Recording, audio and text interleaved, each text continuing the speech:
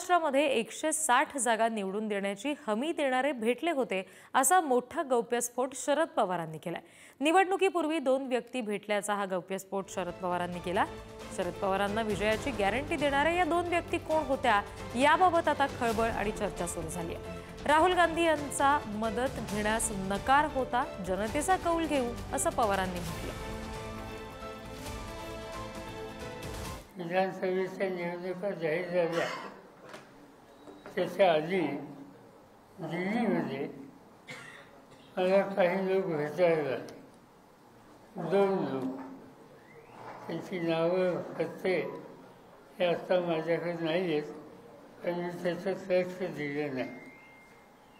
आणि त्यांनी आम्हाला सांगितलं की महाराष्ट्रामध्ये 288 विधानसभेच्या जागा आहेत, आम्ही तुम्हाला 160 जागा निवडून येण्याची गॅरंटी देतो। मला आश्चर्य वाटतं आणि स्पष्ट सांगायचं म्हणजे त्यांनी जरी सांगितलं गॅरंटीचं तरी निवडणूक आयोग या संस्थेच्या संबंधी माझ्या मनात काही शंकेची स्थिती नव्हती आणि म्हणून असे लोक भेटत असतात म्हणून त्यांच्याकडे मी त्यावेळी दुर्लक्ष केलं।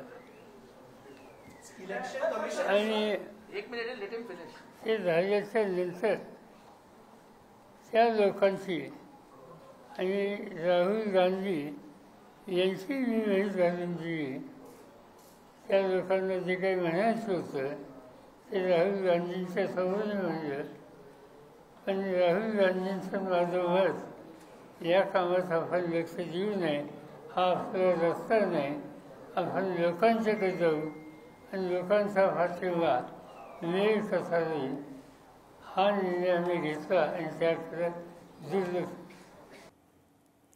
तर या सगळ्या संदर्भात बोलण्यासाठी भाजपचे अतुल भातखळकर सध्या आपल्याशी जोडले गेलेले आहेत। अतुलजी, शरद पवार नेमकं काय म्हणाले त्यांच्या आजच्या पत्रकार परिषद आपणही पाहिलं असेल। 160 जागा जिंकून देणाऱ्या 2 व्यक्ती भेटल्या होत्या असं ते म्हणतात, मोठा गौप्यस्फोट करतात, काय नेमकं आपलं याविषयी मत आहे? शरद पवार खरं तर राज्याचे 4 वेळेला मुख्यमंत्री राहिलेत, देशाचे संरक्षण मंत्री राहिलेत, 10 वर्ष कृषी मंत्री होते। माझा प्रश्न असा आहे, जर का विधानसभेच्या आधी अशा पद्धतीने त्यांच्याकडे कोणी त्यांना भेटायला गेलं तर खरं तर त्याच वेळेला त्यांनी पोलिसांमध्ये तक्रार करून त्या दोघांना पकडून देण्याची व्यवस्था करायला पाहिजे होती। आता कसले गौप्यस्फोट करतायत? कारण जर का निवडणुकीमध्ये गोंधळ घालून 160 जागा आम्ही जिंकून देतो असं कोणी त्यांना सांगणारे भेटले असं त्यांचंच म्हणणं आहे, तर अशा लोकांवर कारवाई करणं, त्यांना पोलिसांच्या ताब्यात देणं हे अपेक्षित आहे जबाबदार नागरिकांकडून। पण शरद पवारांसकट राहुल गांधींपासून सगळे विरोधी पक्षाचे लोक किती फ्रस्ट्रेट झालेले आहेत हेच याच्यावरनं सिद्ध होत आहे। आणि त्यामुळे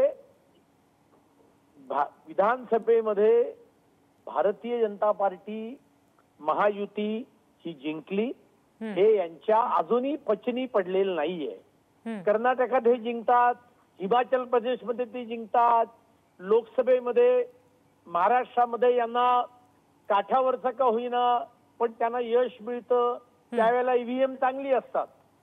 आणि आता मात्र निवडणूक आयोगावरच शंका निर्माण करायच्या हे अत्यंत चुकीचं आहे। आणि जनता हे न ओळखण्या इतकं दूधखुळी नाहीये, जनता ओळखून आहे, कारण जनतेनेच मतदान केलेलं आहे। आणि त्यामुळे मला असं वाटतं त्यांनी पराभव स्वीकारावा आणि विरोधी पक्ष म्हणून त्यांनी जे काही काम त्यांना जनतेने दिलंय ते करण्याचा प्रयत्न करावा।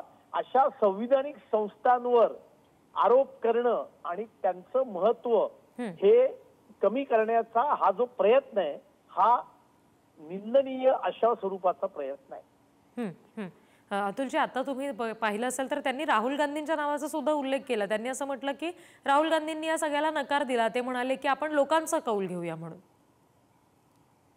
जर का त्यांनी राहुल गांधींचाही त्याला हे सांगितलं असेल याचा अर्थ तर आणखीन भयंकर आहे। मग हे तर म्हणजे जर का 2 माणसांनी असं सांगितलं विधानसभेच्या आधी बर. की आम्ही तुम्हाला कसंही करून 160 जागा जिंकून देतो, तर त्यांना पोलिसांमध्ये देणं, त्यांच्या विरोधात तक्रार करणं, याच्याऐवजी राहुल गांधींच्या बरोबर या घटनात्मक अवैध मार्गाचा उपयोग आपण करू शकतो का, हे शरद पवारांनी चाचपणी याची करणं, याच्यावरनं शरद पवार आणि राहुल गांधी यांचं खरं स्वरूप काय आहे हे जनतेला कळतंय.